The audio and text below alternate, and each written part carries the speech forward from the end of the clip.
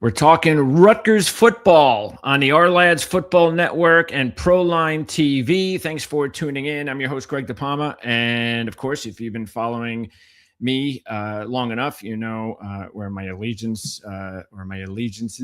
lie between these two programs. But this is the one that really counts the most since I'm a New Jersey native. And anytime we talk Rutgers football, which I like to do as often as possible, Richie O'Leary joins us from the Night Report. Rich, good to talk to you again. Yeah, I'm always down to talk some Rutgers football. Yeah, the season came to maybe a merciful end. And unfortunately, though, it happened maybe in the worst possible light regarding the outcome of the game, and a game which Rutgers once again seemed to have in their grasp, something that has happened a lot recently over the past couple of years, that they just weren't able to get over the top. I believe that's just talent more than anything. I don't really look at it as bad coaching, but that was a really tough way to end the season. Yeah, not pretty. They had the game within their grasp. They were up. They had the ball. I think it was like around 8 minutes left. They started that drive, and then, of course, Ethan Kaliakmanis just somehow bobbles the snap, and that's it. That's the game. Obviously gets returned by Penn State. Linebacker for a touchdown, and that was pretty much it. I mean, it wasn't a pretty ending by any means. I thought they played pretty solid in that last game. They had it, and they probably should have won, but you could have said that about a couple games this season, and just got to kind of move on from here and look forward to next season already. Yeah, and that's why I wanted to have you on because just even taking a look at the basketball team, I knew before the season started, after what I saw with the football team, with the limited NIL resources and the roster that was put together with the hoops team, unfortunately, it was one of those deals where you just knew what was going to happen, and it's going to be a long hoop season because they're kind of behind the football program with the NIL. So they had to go through what we went through, what the football program went through, and in a lot worse way too. So the question, though, is regarding NIL. That's the big question on everybody's minds, because it seems like the foundation with the new pieces in place, basically with the new front office at Rutgers, with the school as well as the football program, that there will be more money. The question, though, is will they have enough money to get over the top and start competing, even with the likes of freaking Indiana, which is something that just bothers the hell out of, I'm sure, a lot of Rutgers fans, to watch a football program like Indiana have all this success, and here we are, status quo. Yeah, so there's a lot to unravel from that.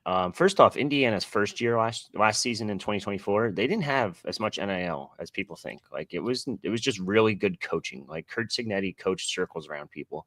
Now this year, of course, they got a big lump sum in the offseason from Mark Cuban and a bunch of other donors, alumni, etc. So that's how they kind of built this roster, and that's this new roster that's just taken down Ohio State in the Big Ten championship. So let's not get it screwed up, because that first year at Indiana last season, like not a ton of NIL. That was just that was mostly transfer guys that helped him over from James Madison. Yeah, like James Madison transfers are now winning Big Ten games. So yeah, it is partially coaching too. As much as absolutely you can give a lot of coaches in college football right now the Indiana budget, and they are not doing what Indiana's doing. Like let's just say it how it is. But Rutgers also had some decent NIL last year. I'm not going to say it was great. I wouldn't say it's bottom of the barrel, but they paid Jet Eli $500K. It's in the court documents. Like it's physically right there. It gave out all his payments and everything. And Jet Eli was far from away their best transfer. They also had Eric O'Neal, Bradley Weaver. They had a bunch of guys that they did pay. It was more so poor evaluations in the transfer portal. And you can blame it on a bunch of different things, whether it's Greg spending too much time on trying to focus on NIL, that some people are saying. But at the end of the day, it's his program, and it's just really bad portal evaluations. Like Jet Eli was a really bad fit. They didn't add a linebacker despite really needing one, and that's one of the cheapest positions, so they should have went and done that. Defensive tackle, they got one guy in Doug Blue Eli gets injured. They got another guy in Daryl Dengoe gets injured. So injuries on top of poor portal evaluations, on top of bad coaching additions too. Like I think we all knew Rob Smith was probably going to get fired before he before he even stepped foot back on the field for Rutgers Yeah. again. So it was just a multitude of things that really just combined things. But in terms of NIL, Kelly Zinn has done a really good job of raising a lump sum amount of money for this offseason. Is it going to get to the level of the Indiana, Ohio State, Oregon, Michigans of the world? No. Is it going to get them from the bottom of the Big Ten to the middle of the Big Ten? Probably. But you also have to make sure you hit on these evaluations, because if you miss on these evaluations when you have more money, it's just going to be another like, oh, maybe this isn't it. Maybe this isn't the right guy for the program. So this offseason is going to be very, very big for the program, very big for Coach Schiano, especially because, like you said, he's got a whole new bunch of bosses, between a new president who's used to winning at LSU, between a new AD who's used to winning at LSU. So kind of put up or shut up time for him. So, and I would look at it as like, if it doesn't work, is not that Schiano is all of a sudden forgot how to coach. It's just that this new era we're in, he just is not a good fit. Now, I don't think that's going to happen. I still have hope. I still think that he's that driven that he'll figure it out, that he's smart enough to know what he did wrong or what didn't work, and then he'll fix it. We're all hoping that's the case, but I have confidence that that'll happen. But like you said, you just never know with the players that you bring in until you get on the field and play and all that stuff. So starting on defense, because this is a thing that for all Rutgers fans, it's so infuriating that the first time, and I know that they had these really solid offenses, Mike Teal and Kenny Britt and Ray Rice and all that. But it's almost like it was so long ago that I just kind of forgot how good that offense was, that when this offense played this season compared to the way it's looked the last 5 or 7 years or whatever, even under Schiano, it's looked like the best offense we've ever seen at Rutgers. And then they decide to have the worst defensive year that they've ever had under Schiano at the same time that the offense is the best it's ever been under Schiano in his second term. So it's just so frustrating. Yeah, we saw it all spring. We saw it all summer, all training camp, and we're all like watching the offense. And we're like, wow, this defense is either really bad or this offense is really good. And we're like, oh, wait, both can be correct at the same time. So yeah, it is kind of incredible to see, because it's just been such a run heavy offense. They were running the ball at like a 65% rate over the past couple seasons, and I get it, it worked. Like Kyle Monangai was really good at it, but it's just like, man, you got to throw the ball if you want to win games. And then this year, you're like, oh, look at this. They have 2 NFL caliber receivers, maybe 3 if you count DT Sheffield. It was just a wild year for Rutgers, but yeah, they're going to have to do something about this defense. He's already fired 3 defensive assistant coaches, 2 of which were only with the program for a year. Not even a year, actually, less than a year, and just had to let go of them. And these guys had multiple years still on their contracts. So they're ending up paying, I think it's a little bit over $2 million for the 3 coaches they fired to not coach for Rutgers going forward. So yeah, I mean, adjustments are being made. And going back to what you're saying about Greg, I don't know if he's not a fit for this era. I think he's poured his heart and soul into this program, and he's shown he can turn it around. He showed he's willing to adjust. Like, even on the offensive side, this is an uncharacteristic offense for Rutgers football. Absolutely. So he will adjust. I'm pretty confident he will. Now it's just a matter of who's he going to get to coach this defense next year, because he can't be doing it again. He did obviously take it over, if you didn't notice, by him having the play call sheet, the glasses, everything else. It was, yeah. Okay, so I know it's early, but these are especially the coaching hires, these are the ones that have to be made as soon as possible. So anything, I know it's hard to find out information with this program. Do you guys know anything? Is there any hope that there are some coaches that he's zeroing in on that actually might work, or is it too early? So Greg's last 3 coordinator hires, between Harasimiak, Shiraka, and even Rob Smith this go around, they've all taken on average 42 days. So it's not good. No. Yeah, and especially with the portal coming up really quickly, and now there's only 1 portal window in January, so now it's like you kind of have to get a DC in there so you could tell these kids, be like, hey, this is your coach.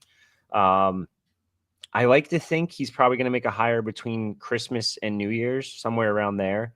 There's been a couple names speculated already. There's been a couple names crossed off the board already. Vince Carries, who was the Toledo defensive coordinator, very talented coach, was former Mount Union head coach, won like 95 games, and I think he only had like 6 losses in his time there.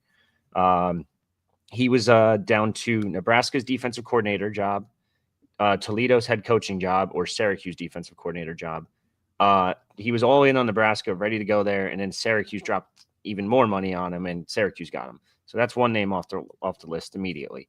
Okay. Rob Ulrich, who's somehow related to Andy Ulrich, the former Rutgers assistant, was at San Diego State. He was one of the top names for Rutgers, of interest for Rutgers. He is now Nebraska's defensive coordinator. Okay. So we are crossing names off here left and right. Lyle Hemphill was a guy that we mentioned last year before Rob Smith got hired. He just got promoted to Texas A&M DC. So it's just kind of like another X, another X, another X. And it's not money, right? No, they offer pretty good money. Joe Harris-Simiak was set to make $1.5 million this year. Last year they split it up between two co-DCs and they made $750 each. So, I mean, 1.5 mil is pretty solid. Up in turn. Now it's not going to pay you like a top 10, top 15, but I think it's around the top 20, top 25 defensive coordinator salaries. That'll work. Well, hopefully. Okay. So yeah, because that's going to be so big. We know it because the offense looks like it's set up to be potentially, well, it could go either way. It's all up to AJ Surace. We know that. So, and we both have high hopes for Surace.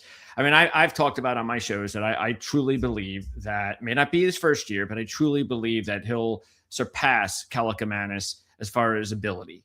And that's the hope. But that is something that, you kind of see. And I also hope, and that's why I'm optimistic about Surace, is that he has a little bit more of an it factor, which I don't think Kalakamanis had.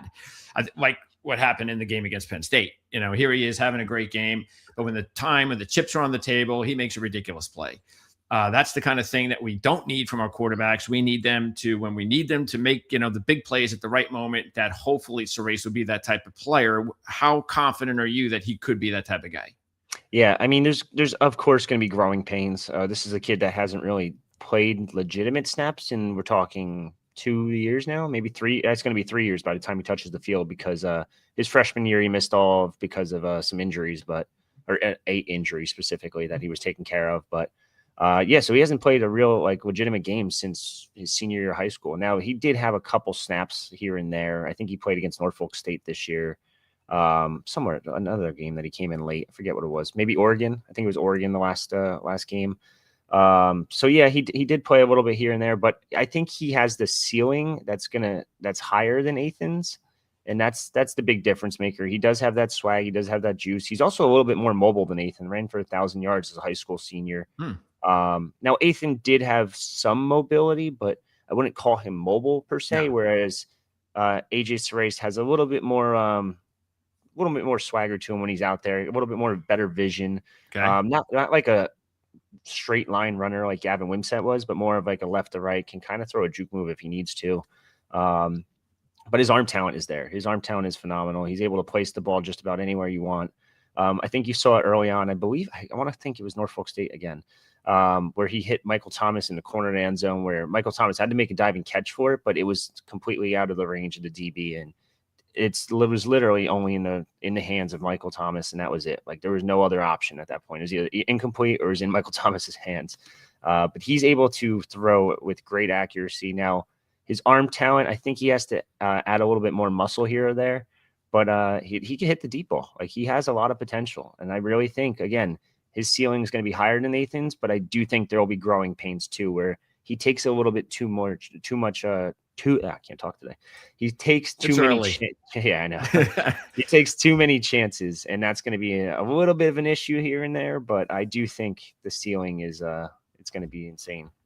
Yeah, we can only hope because he does have that talent where if he maximizes his ability, he could end up the best quarterback that I've ever seen at Rutgers. And I say me because I'm older than you, so I even add another 20 years or so. And I don't think I'm being overly optimistic when I say that. So we'll just see. Like you said, it's all going to come down to him getting in there, getting off to a good start against some competition that is not Big Ten, because next year, once again, I guess there's going to be at least 1 or 2 halfway decent games. And or what's the schedule look like before conference play next year?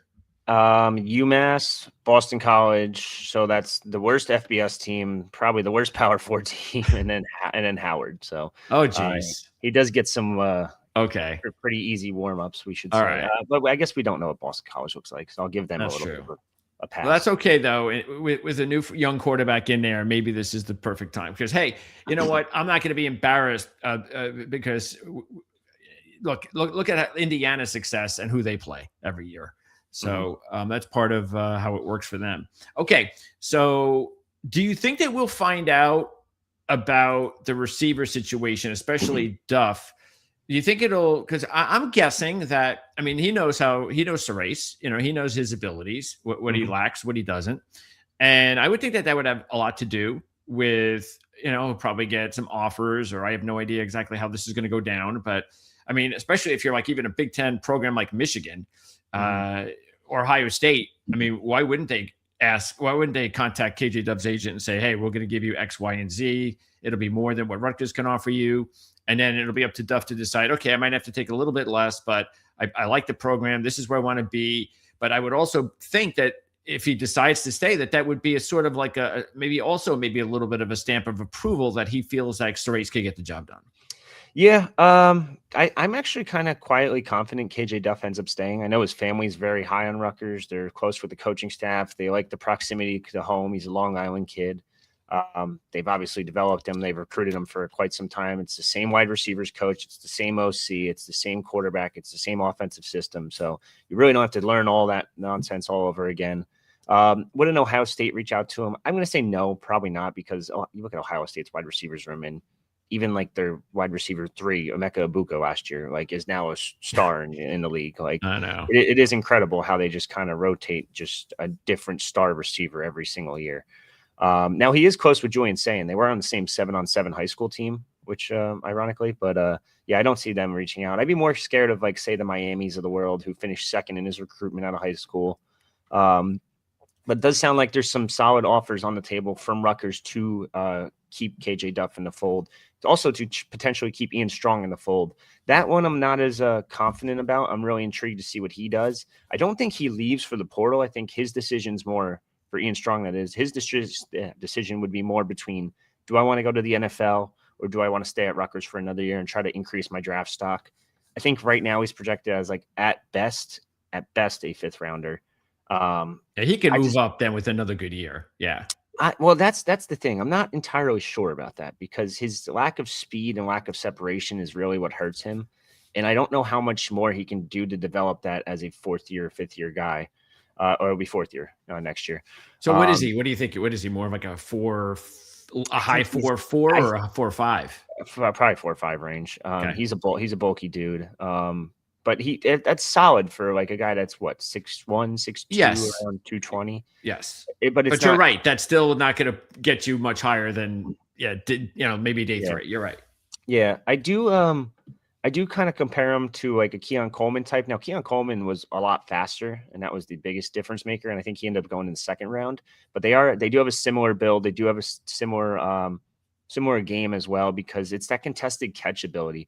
Like KJ Duff and Ian Strong both ranked in the top 3 in college football this season for not only contested targets, but contested catches on top of that. So that's the big difference maker between these guys. They're not going to create a ton of separation, but they're able to go up and get the ball despite the DBs being basically all over them. What's Duff's speed probably going to look like, you think? I think Duff's speed will be around the same. The difference maker is that Duff has that wingspan. He's 6'6", and he's just a massive target down the field, whereas Ian Strong's a little bit on the small. I shouldn't say smaller because he's still a big, bulky receiver, but yeah, KJ Duff's just length is just the big difference maker. I think KJ Duff also creates a little bit more separation as well. Who takes over for Sheffield? Does Black just slide in, or is that not his spot? No, Black's going to stay on the outside. It's going to be interesting to see how that plays out. So the past 2 years, this, Rutgers has went out in the transfer portal and added a slot receiver. They got Dymere Miller last year, who led the team in receiving, ended up with, I think, a minicamp or undrafted free agent contract with the Jets for a little bit. I think he's still bouncing around on practice squads somewhere. But then they got DT Sheffield this season. I expect him to kind of be in a similar realm. He might get an undrafted free agent contract or even a rookie minicamp invite. So next year you could either do that route again and go back to the portal, or they brought in Dysere Carter, who's a true freshman, their highest ranked recruit. He was a top 300 kid, 4-star. They also have Michael Thomas III, who I was just mentioning before, who could play inside, could play outside, could do a little bit of both. So we'll have to kind of just wait and see what they do there. And the thing is, it's different now, because you used to be able to like get the spring camp and say, all right, we have Dysere Carter. All right, we have Michael Thomas. Let's see what they could do first, and then we'll go to the portal if we need to. Now there's one portal window, and it's in January, and it's before spring camp. So you have to make that decision pretty quickly if you want to do that or not. Okay. And either way, though, I don't think if Duff and Strong were to be back, and you do have Ben Black on the roster as well, I think I don't think Schiano is going to go too crazy with spending money on the skill positions with this offense when he desperately needs to use that money on defense. Yeah, I don't expect him really to hit the portal for a receiver unless it's a slot guy. Now, this is also dependent on Strong and Duff returning. Yes. If one of them leaves, then I could see them hitting the portal for somebody. Because as good as Ben Black is, it's tough. It depends what you could get in the portal, I guess, too. If you get like a multi-year guy, if you get a very talented FCS kid, it's all really dependent. They also bring back Fama Toure, who is really making some progress in spring. Won the most improved offensive player in the spring before tearing his ACL in the spring game itself. So yeah, it's going to be interesting. But this wide receiver room's got a lot of talent. It's kind of stacking up pretty nicely over the next few years. Now the offensive line has it's been better. I mean, it's been okay. I mean, obviously, if it was poor, they couldn't have the offensive output that they have. But it's still not where you'd like it to be. What do you think about the overall makeup? I mean, obviously the injuries were just ridiculous at tackle. I mean, of course, it was like one after another at tackle. And it's like, it's just so ridiculous. It's just, as a fan, it just drives you nuts. But those guys hopefully will be back, and then you get another recruiting cycle. So do you expect the offensive line to be better next year? It's tough. I'll say yes, because they don't really lose a whole lot. So they're going to lose Tyler Needham. They're going to lose Brian Felter, as you can see on the screen. But that's really – and Gus Zelinskis. So now they're technically replacing 3 linemen, but in reality, they're kind of not, too, because, like, Mashu Giwa played a lot this year. He could be a guy that could play some snaps at left tackle next year. They were supposed to start Ryder Langsdale at left tackle, and then he tore something in the first week of camp. Then they started Dante Chin at left tackle, and he actually looked really good for and won the job right out of camp. Started the first 2 weeks, and then it was week 3, and he gets rolled up on and is out for the season. So, like, between those two, it's like, okay, maybe you might be able to – and Dante Chin played guard in 2024. So, in an ideal world, he is a guard. So what you could do hypothetically is, as long as they're healthy, you could slide Langsdale in at left tackle again. You could slide Dante Chin at left guard. Those are 2 guys that have a lot of games under their belt, under their belts now. Hank Zelinskis, Gus Zelinskis' brother, was the starting center for Colorado in 2024. He redshirted this year, so that way he has 2 more years at Rutgers. He could just slide in right for his brother, has Power 4 starting experience. So you are losing 3 linemen, but in reality, you're also bringing in some guys that already have a lot of snaps under the belt. Mashu Giwa now has snaps under his belt. I could still see them hitting the portal for a guy or two, specifically for the fact that maybe if it's a multi-year guy, just to get some more depth there, because as you saw this season, you can never have enough depth. We're down to left tackle 4 at one point. So, yeah, I mean, I don't know if you necessarily need a body, but I could see them adding at least 1, maybe 2, depending on who's available and who wants to come in and compete. So, Antoine Raymond, this is what you really love about college and how players develop over a season. And it really was amazing how that occurred for Raymond, especially in the Penn State game. And it was almost like, wow, this is what we're going to now have for the entire 2026 season. And I'm not sure, I don't know if anybody of us expected him to be this good at this point of his development.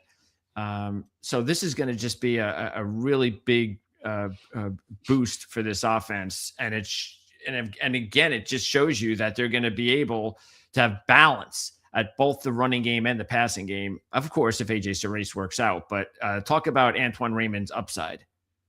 Yeah, I mean, you saw it in that last game. You saw it all season long. 1,200 yards. Hell, we said it in preseason.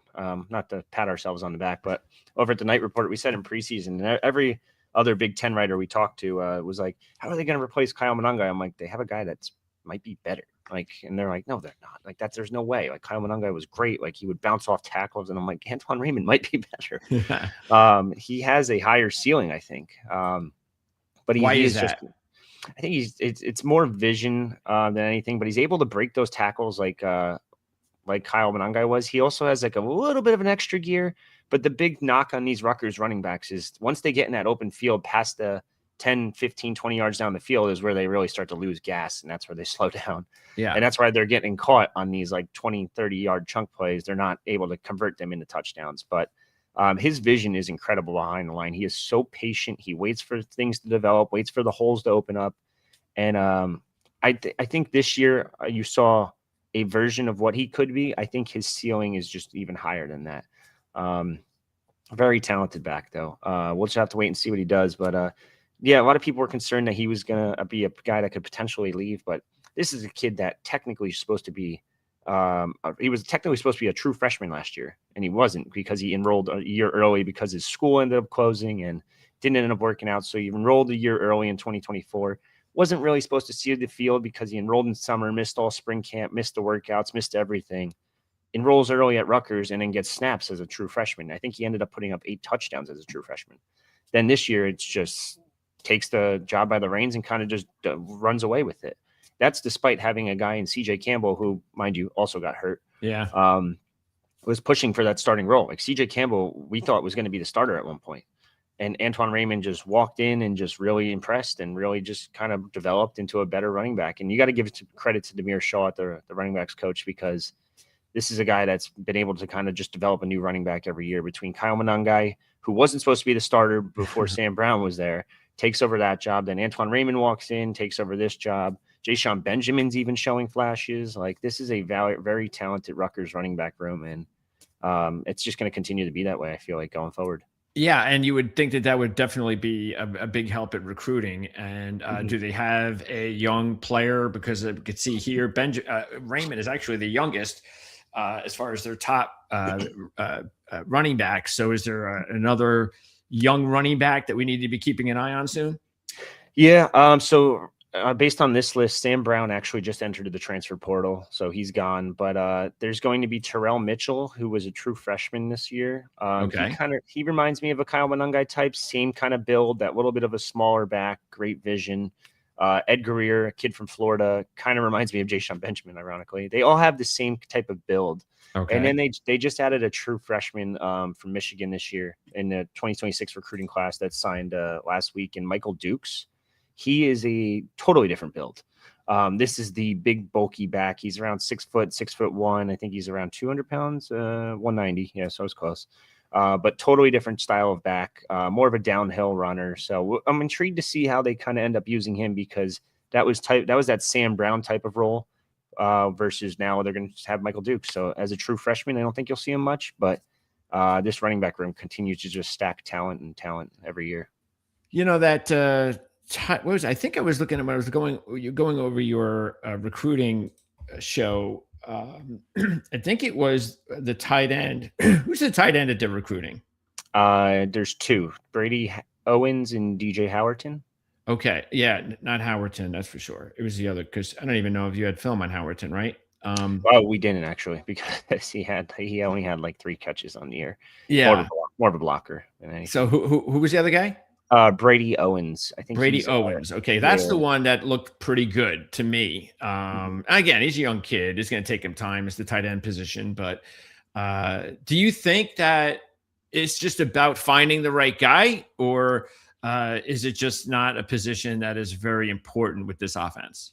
Probably in the receiving department. Yeah, probably the latter. Now, like, you go back to all of Kirk Ciarrocca's offenses between Western Michigan, Minnesota, and now Rutgers. Well, Rutgers 1.0 and Rutgers 2.0. He's really never used a tight end other than that one year where he had Brevin Span Ford at Minnesota.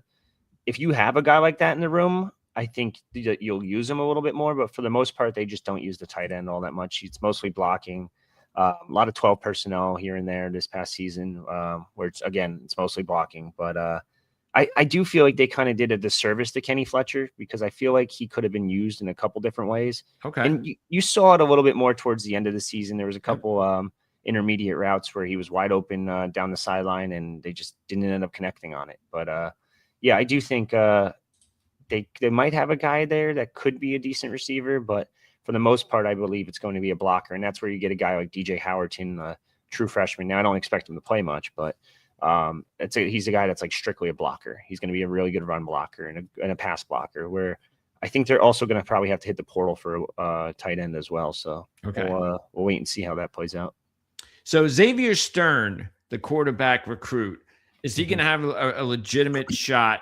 And do you predict that he could end up being the number 2 quarterback as early as 2026? I think he has a shot at it. I think they'll be very cautious about it. I don't think they'll just push him in there and say, hey, you're QB2 as a true freshman. I think it's just way too risky. I think they're going to try, if God forbid, knock on wood, hopefully nothing happens to AJ. They would probably trot out Ashenfelder at first, but they would probably limit the playbook down to like the very basic things.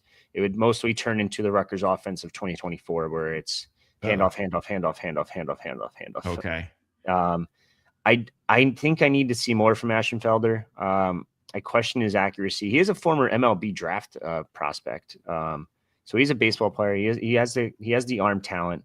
It's the accuracy that he really loses me on. I think he could be decent, but it's a lot of development down the line. We're going to have to wait and see how this one ends up playing out. But I love Xavier Stern's tape. The only knock on him that's going to hold him back a little bit is he ended up hurting his collarbone and missed the last 3 games of the season. He'll be healthy for spring ball, he told me.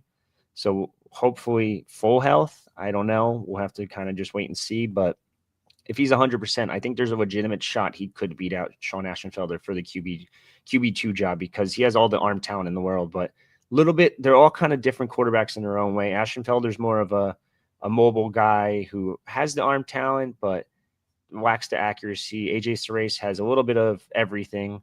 And then Xavier Stern's more of a pocket passer. He can throw on the run too. Like that's probably one of his best traits, I would say.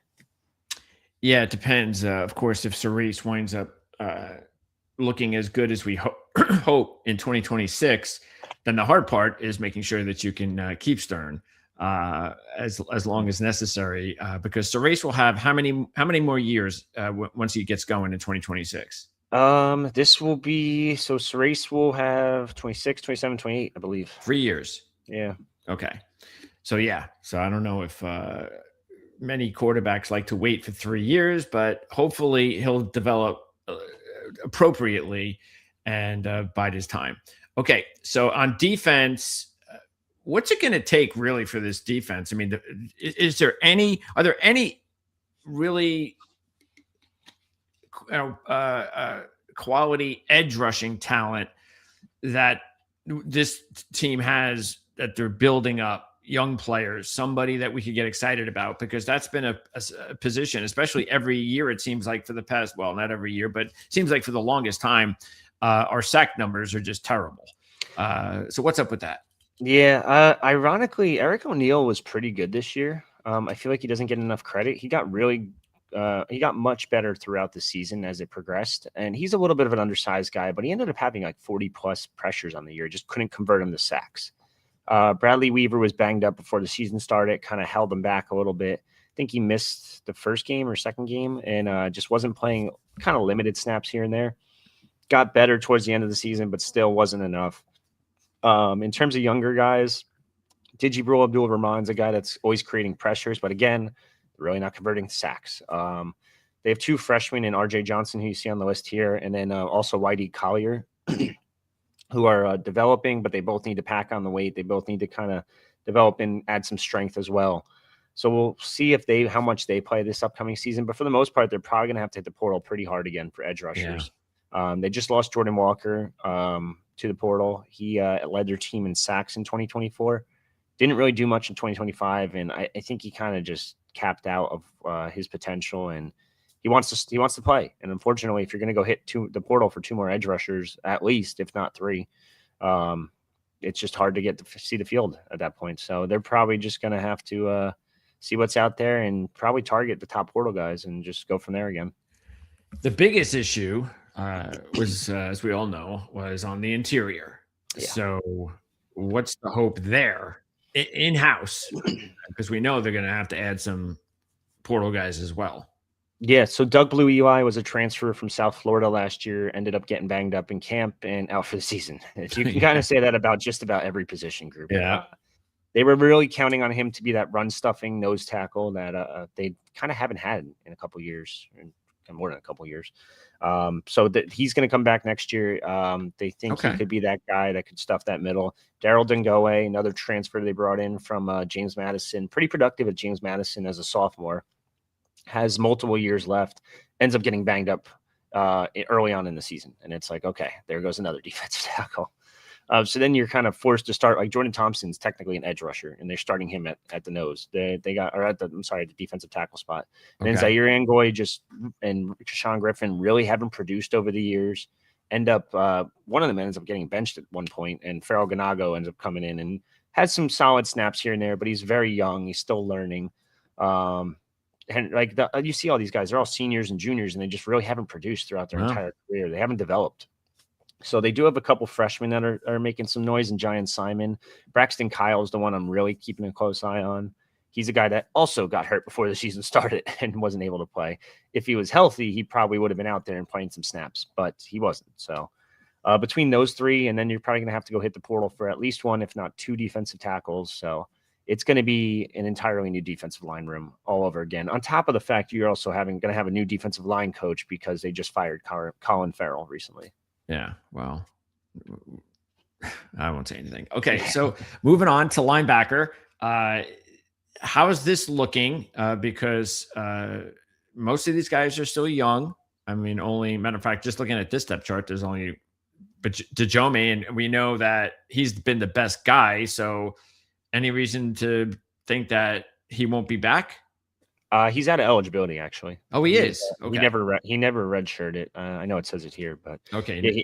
He never redshirted. He played 12 games as a freshman, 12 games, 13 games, 12 games. So he's done. So maybe a blessing in disguise type of issue, because he just regressed completely. Really? Now, he went from honorable mention all Big Ten preseason to one of the worst linebackers in the Big Ten. Did that have to do, though, with the players in front of him, or not necessarily? I think it's a little bit of both. He just constantly picked the wrong lane, constantly was missing tackles. You can blame the defensive tackles as well, because they just were getting shoved 5-10 yards down the field, even. So it was just like, all right, you have a split second to make that decision. Also, by the way, there's now an offensive lineman in front of you, because the other offensive lineman took the defensive tackle all the way over here. So okay, it was rough between him and Moses Walker at the time. The guys were just constantly picking the wrong lane and just getting shoved in between the piles. And then all of a sudden it's a big running gap. And that's why they were the worst running defense in Power 4, the worst run defense in the Big Ten, one of the worst in FBS. It was brutal. Abram Wright came in when he was healthy, and he was a little bit better, but we'll see how he kind of ends up playing out. I think there's a potential for him to be a starter next year, Abram Wright, but he also got banged up in the end of the season. We don't know the extent of that injury, but it did take him out of the game. So we'll have to wait and see. Some young freshmen, DJ McClary, Kamar Archie specifically, out of the group. They brought in 5 last year as true freshmen, but those 2 have a chance to play. I just don't know how much you can count on them to play significant snaps in 2026. I think this is a spot specifically you have to hit the portal for, at least for 1 again, if not 2, if not even 3. And it's the cheapest position, or one of, if not the cheapest positions to buy in the portal. Yeah, should be. So it almost makes no sense why they didn't do it last year. So they have to hit the portal for a linebacker this year. They're going to have a new linebackers coach too, because they also fired him. Okay. So this defense needs to be completely revamped for the most part. There's a couple pieces here and there. Like I mentioned, some freshmen last year that redshirted that might be able to play early, but you counting on a redshirt freshman to be a Big Ten caliber player, and they're not a 4-star guy and they're not a 5-star guy. You're asking a lot of those guys. Yeah, it's going to look like, there are a few teams I remember when I was previewing the season where I think mostly on defense, but I saw a few on offense too, where you just looked at it, and we have these color coded. Our lens has the color coded deal for if you're a transfer. It's like some teams would have all the same color, like they were all new, and that's what I get the feeling that's what Rutgers defense is going to look like starting defense next year. So they don't really have a choice. No. It's the easiest way to rebuild the defense, especially when it was again one of the worst defenses in the country. So, defensive backfield. Anybody coming back that is going to be a big part? Well, it looks like there's options and opportunities for a lot of these guys to come back and be a better part. Is this where most of the talent is on defense right now? Yeah. So like Bo Mascow had a pretty solid year, up and down. He had some bad moments, but he had some really good moments too. Specifically in the Penn State game, I thought he was flying around the field and looked pretty good. So he'll be back. He'll be one of the top corners. The problem is they instead of so they run the 4-2-5 instead of running the defensive backs where it was 3 safeties last year and 2 corner. Or I'm sorry. Yeah, I said that right. 3 safeties and 2 corners. This year they decided to run 3 corners and 2 safeties, and these guys just can't tackle. Like they weren't able to, and it's just like a big issue because especially like the slot corner, like Cam Miller was just kind of getting abused a little bit here and there. Now he doesn't return, he graduates. But Bo Mascow was struggling in tackling. Kaj Sanders was struggling in tackling. Jet Elad was struggling in tackling. Kind of insert any Rutgers DB this year, and it would probably be a struggle in tackling.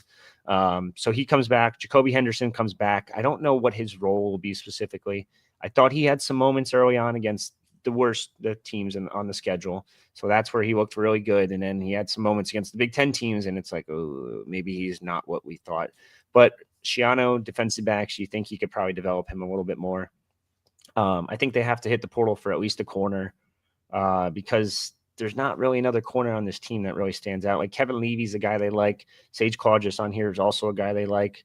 But Sage Claudius is having trouble staying healthy. Kevin Levy in his limited snaps looks kind of So we'll have to wait and see how these guys develop and how they look in spring. But, yeah, they're going to have to hit the portal at least for a couple cornerbacks, I would say. Okay. And who's the most talented? Is it Sanders? No. So he has not developed as hoped. No. So I know PFF grades are not the end-all, be-all, but Kaj Sanders was ranked among minimum of 200 snaps this year for all safeties in FBS, was ranked among the bottom 3 in FBS. That's like, pretty bad. Yeah, it was like I think it was 311 out of 314 qualifying safeties. He had a very, very rough year. Jet Elad bounced back in the end, but he's out of eligibility, and that court case was ridiculous. So somehow had eligibility to begin with. Chris Joins comes back, but he's from Mercer. How much do you really want to count on him? He's another guy that's been banged up all season long. They're going to have to hit the portal for a safety as well, if not 2 safeties. So, okay. Yeah, it's been this team. I know you just joked around about it, but this team starting lineup probably will have a lot of what is this, yellow or orange? Orange, yeah, I guess. Orange, yeah. So yeah, you're gonna have to add a lot. Well, that'll be good news though, compared to what happened last year. That's what we want to see. We want to see all orange and in every spot possible. That means at least they brought in a bunch of new guys, which is what they need. Unfortunately, that's going to be the case. All the key guys going to be back on special teams. Yeah, everyone returns. Is that a good thing? They'll have to get a long snapper, but I mean, whatever. Not that hard to find one of them. Yeah, but I would say it's a good thing. The punter's been pretty solid. He's gotten better almost every year. Kickoff guy's been hit or miss.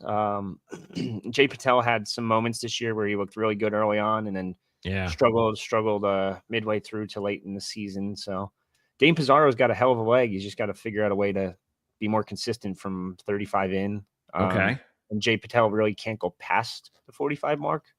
I think he actually hit a 50-yarder this year, but the wind has to be going in his direction to help him there. Okay. So I think they'll just rock with what they got again. Yeah, they did. Duff didn't return, did he? He did a little bit, but it was more of just fair catches. It's okay, good. Rutgers doesn't. He doesn't need to be back there. No. Whoever's got good hands goes back there. They don't return anything anymore. It's I don't know what happened with that. Yeah, that happened just like a couple of years ago, and all of a sudden just changed out of nowhere. I don't know. Yeah, so Greg's philosophy is 2 things. One, you have a lot of freshmen and young guys, redshirt freshmen on special teams. They're prone to committing a penalty. Okay. So there's a good chance if you're on a return that That's true. someone's going to commit something stupid, and Okay. you're going to bring it all the way back. And then two, with kick returns specifically, you get a quarter of the field already. So why even risk it? Just take the 25 yards, especially when I think for the most part you're probably going to get tackled before the 25. So take the chunky yardage and just get on the field with your offense. And if you have a good offense like they do, should be able to drive pretty quickly. Unless, of course, he just happens to, a really dynamic player just happens to fall on his lap. Well, Then... DT Sheffield was right there and still didn't do it. So okay. Yeah. All right. Well, that's the new way he's going to do it. So, Yep. Because actually it was nice to see some blocks this season. It seemed like they were a little bit more effective early on in the season, at least. So that's always nice because the type of program he has, it's a necessity as far as being able to try to change the field a little bit just on returning. I mean, just on, the block game, that's important for them. So, yeah, of course. All right. So when do we start? The portal is on the 2nd. Yeah. January 2nd, it opens. Technically people have already announced their intentions to enter the portal. But you can't really talk. So it's weird. You're not allowed to talk to coaches until January 2nd, but you can back channel and talk to agents, and you could talk to their high school coaches and advisors and this and that. So like you a lot of talk these to the agent right now if you wanted to. Yeah, a lot of these kids already have visits scheduled for January 2nd. As soon as that day hits, like they're going to be on campus at some school. I wouldn't be shocked if Rutgers had kids on campus January 2nd, just because of how quick this is going to move. There's only 15 days and that's it. And there's no other window. So schools are going to go nuts on January 2nd, probably the days before that too, just because kids are going to be entering left and right. So that means you're going to be really big. That's going to be maybe your busiest 2 weeks of the season.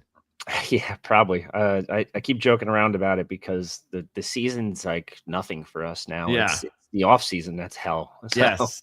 That's how it is with our lads. Yes. With the draft and everything. But that 2 week period looks like it's going to be hell for you, but fun for us fans just to be able to check out everything. I'm sure you're going to have wall-to-wall videos. You're probably going to pop one out every day.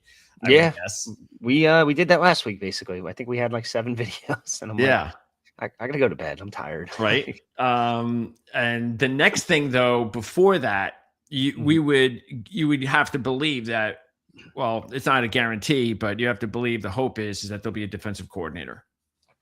Yeah. We keep joking around about it on our podcast over in the Night Report, but I don't know. There's a lot of names that are on our 1.0 board that are on our 2.0 board. I'm on the verge of making a 3.0 version because we keep running out of names. Yeah. And Eversimiak just has like the worst possible year any head coach can have at that program, which is a disaster. And that's a shame. Because you don't think that if they don't do very well, if they don't do very good next year, he ain't going to be there.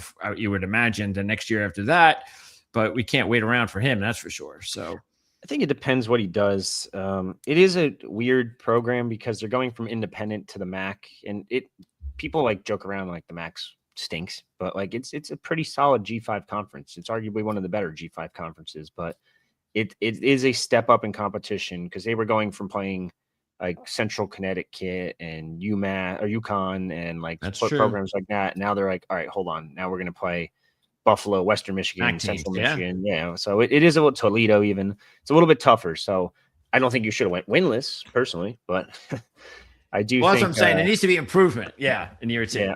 I think he'll get some time. I think even if he gets 3-4 wins, like he'll still get another year. Oh, 3 or 4 wins would be big for them. So absolutely. But another like winless season or 1-win season. But either way, that's not going to help us out any, unfortunately. Okay, so pretty much the bottom line is that's like the big news for football fans out there is the defensive coordinator hire and hence the staff on that side of the ball and the portal window opening up on the 2nd because recruiting is done. You've got all the recruiting news. You got the video out. I try to include that link in the video as well. You did that when last week? Yeah, last Wednesday was signing day. So a little bit over a week ago. And that's it as far as recruiting. There's another window, isn't there? There is in February, but it's going to be very, very quiet. No one really signs anymore in February. Okay. It's all done now, and it's beautiful. But now the portal opens, so it doesn't stop. And in the last minute I have with you, and that is, what do you think is going to happen when it's all said and done with the basketball team, with the coach? Uh, you think they're going to move on? Pending a extremely bad season, like we're talking 6 wins or less, he will be back next year, and they will do basically what they're doing with Shiano. They're going to give him a significant chunk of NIL to work with, and they will see what he could do with that. If he struggles next season, I can't see a way he's back after 2026, 27. But we'll wait and see. Now, this could all be a moot point because if he has, say, 6 wins on the year, I can't see a way you keep him after 6 wins. I think how many do they have now? I think 5 right now. So okay, so they have a 1-win 10 season. Then okay, yeah. I would say it's tough because like what he should get at the very minimum is 7 because they play Penn and they play Delaware State. Now, Penn's an interesting team because they got Fran McCaffrey now. They got a former 5-star they'll transfer. probably lose that game. Yeah. It wouldn't shock me. I actually predicted preseason that they were going to. Yeah. So we'll wait and see what happens there. But Delaware State's like the worst team in the country, so they should win that one. Okay. But the Big Ten's weird. You never know. Basketball's a weird sport too. You can always have an off night, and someone might have an off night at home for Rutgers. Yeah, they could take advantage of that. Yeah. I think anything like 6 or less, he's gone. I'll say, you know what? I'll say 7 or less, he's gone. If it's anything more than 7, he stays for another year. And do you think that the basketball program, let's say if he does move on, do you think that they would be able to hire a coach for fans to be excited about? Yeah, I think so.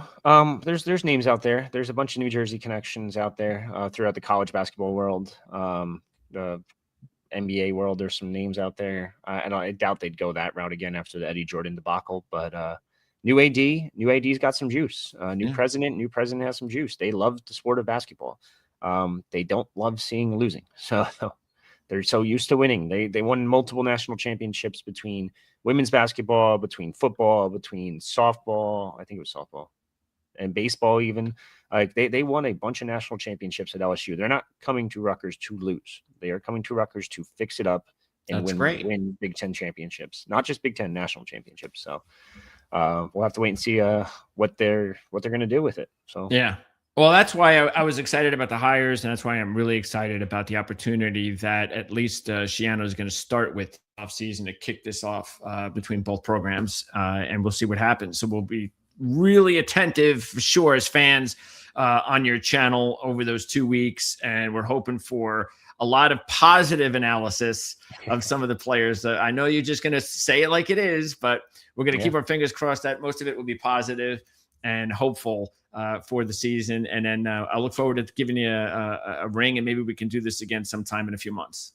Yeah, definitely. Anytime. Love talking Rutgers, football, basketball, whatever. Absolutely. Thanks, Rich. Appreciate it. Yep, no problem. All right. That is Richie O'Leary. Again, you can check him out. All you got to do is take a look at the link in the description of this video. And again, I'll try to add a link to the recruiting show as soon as we're done, so you can check that out. Especially most of the people watching this are watching it on demand. And we'll see each other at 1:00 for the Playbook ATS podcast today, NFL college football talk. And we'll also see you at 3:00 when I speak with Owen Buchanan, who covers the Texas A&M Aggies for texags.com. So we're going to find out about whether the Texas A&M football team has a legitimate chance to win a national championship, because that's one team that I would like to wager on. They're 20-1 to win the national championship. And there are 3 teams I'm zeroing in on. One's Texas A&M. The other 2 teams are Texas Tech and Ole Miss. So I want to find out about Texas A&M. Owen's going to join me at 3:00 Eastern. Looking forward to that. Again, for Richie O'Leary, thanks for everybody that's watching. I'm going to do my best to talk more about the program, the football program in 2026. Especially because I believe it's going to be a much better season. It can't be, I don't think it could be any worse. I really don't, because the offense should be just as good. Fingers crossed on AJ Surace, but we're very, very confident and very excited about watching him play. And hopefully he's going to live up to that. And if he does, the defense is going to be better. The question is will it be good enough for us to have, a fun season? something that does not just include a bowl game, because really, who the hell cares about these bowl games anymore? But as I said in the open, if Indiana can put this together in the last couple of seasons, then I know Rutgers can. So it's just a matter of being able to get it done, and we'll see if they can. And again, I'll look forward to talking more about the program in 2026. So I hope you enjoyed it. If you have any questions, comments, let us know. And we'll see everybody here real soon for today at 1 o'clock, a couple hours from now, for the Playbook ATS podcast with Mark Lawrence hosting and our guest analyst each week, Andy Iskoe.